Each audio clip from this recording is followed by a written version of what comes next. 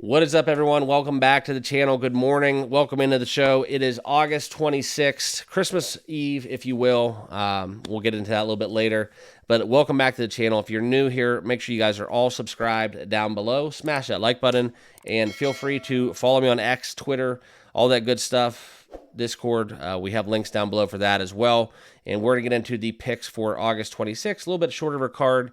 So without further ado, let's get down into that.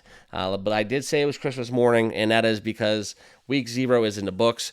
College football is just around the corner, days away. My Fighting Irish kicking off at College Station, taking on the Texas A&M Aggies. Can't wait. I'm supposed to go to this game. I will be in North Carolina this weekend, visiting some family, so I'm excited for that as well. So you can't always get to go to the games, but you know, if this was a even trade-off, I'd rather be doing what I'm doing anyway. So I'm really excited to spend some time with some family down in North Carolina. Can't wait for that. It's going to be a fun weekend. But we will have a lot of stuff coming out here on the channel before I leave. Okay, I'm going to schedule today my members-only live stream where I'm going to break down the entirety of all of football, college football, NFL. I have tons of notes ready to roll, and what I'm going to do now is open it up for a live Q&A, go over some things with my channel members. So if you are a channel member, make sure you have that notification bell turned on. That live stream will be more of an intimate setting, so that'll be kind of cool having just 15 people in there. As of now, if you guys want to become channel members, a great time to do so. It is on a month-to-month basis. I don't charge for picks, but that is my way to give back to the channel, and it gives me an opportunity to provide you access and exclusive benefits within being so. So links down below for that, but let's get into this short card. First, I want to do a quick recap. We have a really good Sunday. It was a strong Sunday, and even within some of the preseason games, I think a lot of people on Discord were having a day. Myself, it's kind of bittersweet. Killed it on the straight ups, but we unfortunately fell victim to DraftKings and their dynamic odds parlay feature. I was putting in a bet at Sam's Club in the parking lot, like a little bit of last minute fun coupon when I was doing some shopping, and ended up basically snagging everything, but I, for some reason, got excited because it was off to a good start, and unfortunately, it was one of them times where you took the wrong team, and for those of you that don't believe me, I did share with my Discord, I bet the wrong team. So, hats off to me for being an idiot, but what's a few $1,000 between friends in a six-leg parlay? So, I digress. But anyways, let's get into the picks. It's a shorter slate, like I said, so I do want to talk about my best bets. We will have 3, and then, of course, I'll give you guys my best play over on the Discord a little bit later in the afternoon, I should say, because we do have a little bit of an earlier kickoff. So let's get down into the odds jam, and you can see exactly what I'm talking about within these games. Like I said, shorter slate. We have a doubleheader between Kansas City and Cleveland. If you guys watch me religiously, you know that I don't like doubleheaders. That's kind of where we're at. We have a total of 8. The number's at minus 115, plus 111 for Cleveland in that first game. I don't like this in terms of a Cleveland bet, and I don't like it in terms of a betting against Cleveland bet. Okay, Nick Sandlin is 7-0 on the season, but it's as a reliever. Okay, so he's making his first debut as a starter. So how far he goes, if he gives us 4, Reagan's is good as well. So the 8.5 is very tempting to take the under. I'm just gonna be honest with you. If it wasn't a doubleheader, I probably would look into it. I just don't know how long Sandlin can go, so maybe dabble in the first 5 market. So for me, it's the under 8.5, or maybe under in the first 5. Nick Sandlin's a beast, so let's look for him to kind of make a resume builder as a starter today. Not sure how far he's going to go, so we're going to stay away from this one in his debut. All right, and then I am going to just hit up that second game of the doubleheader, Logan Allen and Alec Marsh. Full disclosure, if Logan Allen's coming back from his stint in AAA, if we do get a weird game 1, I might dabble into game 2 of this. If you guys know me, statistically, I always bet the second. If the team who loses game 1, statistically, I usually bet them on the money line if the number allows for it in game 2. So if Kansas City was able to steal this game one, I probably might dabble in the Cleveland market, especially with them being at home. All right, but let's get into that first official play. I know you guys come here not to hear me talk about my Indians, but we have the Astros and Phillies, Ronel Blanco and Zach Wheeler. No play for me officially, so make sure you guys all stay tuned a little later in the day, see what happens. Maybe something good on that front, but 2-2 to the overs within this. I shouldn't say that. The Astros have been doing pretty well towards the over. Bats have come alive. They're playing with some momentum, and now we look for this game. I think that Zach Wheeler, as great of his resume can be at times, is kind of lacking as well. So giving up some runs lately have been both of these pitchers. Ronel Blanco has been struggling. I like Philadelphia at home. Really strong feel. This is a kind of a sharper number, if you will, right? Philadelphia is minus 154, $1.54.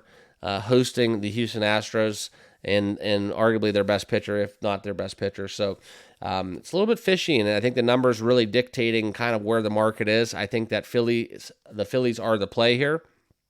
But I will be honest with you guys, if this number gets out of control and Houston gets above, let's say, $1.60, that may present some value later on in the day. But for me, it's going to be Phillies on the money line. We'll lay it hard, or we'll just basically take the over as well. 7.5, I think, is a tick too low. This game should close at 8, in my personal opinion. All right. Next game is our first official play within the Cubs and the Pirates. Okay, so within this matchup, we have a total of 8.5, plus 100 for the Cubbies, and that is the side that I would be on if I was going to bet it from a perspective of a side or total. But we are going to take this one as a no-run first inning bet as my first best bet. Mitch Keller going for Pirates, conversely. Also, don't be scared to take that first inning draw. Pittsburgh at home is a really strong nrfi team for me.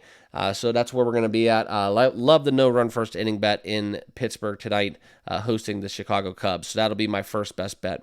All right, and then we will hit up the Yankees again. All right, and we have seemed to be betting the over in the Yankees game kind of religiously now. And you know what? That's okay. That's okay. I'm not scared to do so, and tonight is no exception. 6:45 first pitch.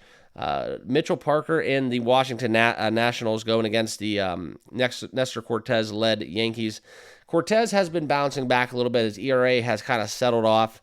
I look for the Yankees to continue their onslaught. If you guys are looking for a nice parlay builder, that's definitely what we're going to look at from the New York Yankees at minus 170.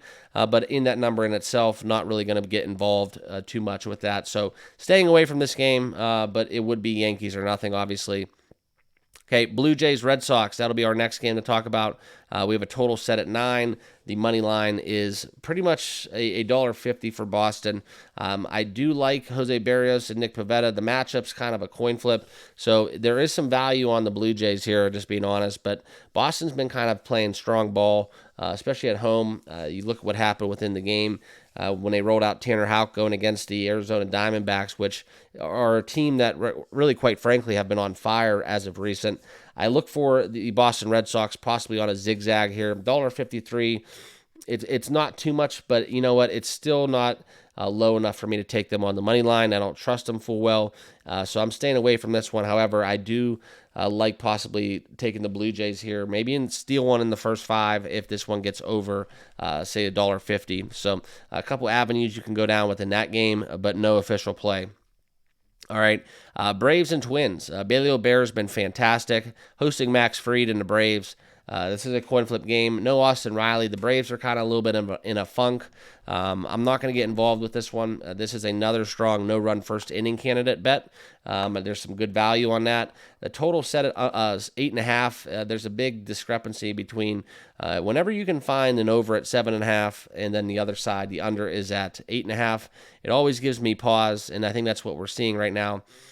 So you can look for a possible arbitrage opportunity, but within this game, you can see 7.5s for the over, and I like the fact that it's juiced up to the under 8.5. So if I was going to play this one, guys, I'd be probably taking the under in the Braves Twins 8.5. I think it's just a little too much. I think 8 is where the number should be. It's juiced up, so I think the books agree with me, but that's kind of where I'm at within that matchup. No official play, all right? And then we will get into, I have two more to go into, but the next one is San Diego and St. Louis. This is one where we are going to be betting the San Diego Padres. I think this is a great spot to buy low on them. Randy Vasquez can get the job done going against Kyle Gibson, who's been fantastic for the Cardinals.